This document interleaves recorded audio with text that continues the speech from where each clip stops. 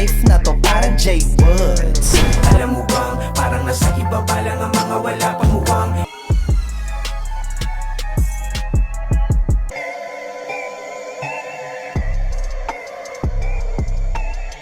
Apex may paliwanag na. Price tag malungkot pala ang istorya noon. Billy Jack ng bash ng mga rapper. Naibahagi nga ni Apex sa Billboard Philippines na hindi niya expected na puputok ang kanta niya na Tuldok. At alam naman ng karamihan na inilabas lang ni Apex ang kanyang saloobin sa pamamagitan ng kanta or bilang closure na rin.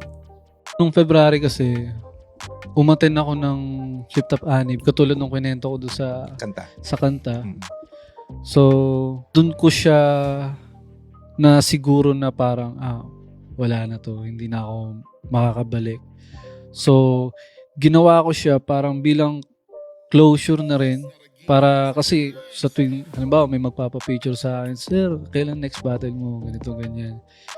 Siyempre, lagi ko sinasagot, tingnan natin kung kailan. Baka nga sa December, baka sa ahon. So, ginawa ko siya para hindi na rin umasa. Tsaka para abangan ako ng mga tao sa bagong venture ko sa music nga, para magtotodo na ako sa music. Kasi most of the time, pinagsasabay ko yung dalawa. So, ayun, parang ginawa ko siya para ma-close na yung chapter. Kaya, nagulat ako kung bakit siya pumutok ng ganun. Hindi ko siya ine-expect na maging ganun. Dumako naman tayo kay Price Tag. Naibahagi niya nga dito ang istorya niya sa isang sikat na podcast. At nabanggit niya dito ang istorya niya noong bata pa siya. Alam naman ng karamihan sa atin na mainit siya sa kontrobersya. Dahil na rin nakilala natin siyang maangas. Pero pag narinig niyo ang kwento niya, grabe din pala ang pinagdaanan niya noon. Hindi ko nakilala yung magulang ko. Dark side. And feeling ko doon na nabuo yung, alam mo yung sobrang bait mo, gusto mo maging matalino lang sa school. Tapos yun, parang ampun lang yan, mga ganun. Feeling ko doon na lumabas yung doon na lumabas yung villain side ko. Okay, makagago, naglabang kami ng makagago, tapos nilabas ko yung album ko, and then naging successful.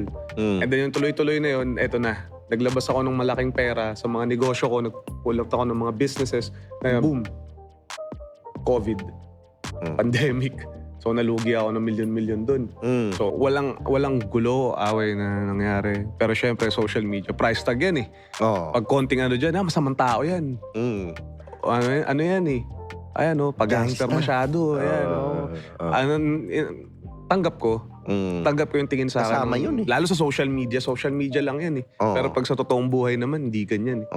So, at sana kung ano man nagawa kong mali, kung ano man yung mali kong nagawa bilang tao, bilang walang hiyang klaseng tao, bilang hindi madumi, masama, lahat na pwedeng ibato sa akin, humihingi rin ako ng kapatawaran.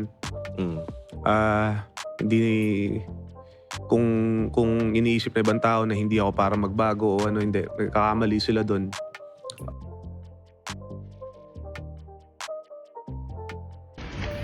Ano? Sino ba ang pinakamatigas dyan na OG kuno? Na yung totoo, may legit ba lumalaban sa inyo ng boxing? Pagbo-boxingin ko, anong gang nyo, anong hood nyo? Taga saan ka? Taga saan ka? Where you from, homie? Raise your flag, homie. Taga saan ka? Ano? Yung mga kumanta ba ng taga saan ka? Nasaan na? Di ba mga OG yan? Di ba may mga hoods kayo? Sino yung mga OG nyo? Shoutout kay Tol Tiny Montana. Damay na kita dito. Tol Tiny, ano na? Sino ba yung OG nyo? Di ba iba-ibang hood yan? Ano? Saan ba? May mga lumalaban ba sa boxing ring dyan? Taga saan ka? Ako, nandito sa Montreal. Uy, snowing Sarap po. Ano? Saan ba yung mga hip-hop rappers dyan? Wala ba? Wala mga hip-hop rappers? Wala ba yung mga sigang OG daw? Mga gangsta-gangsta?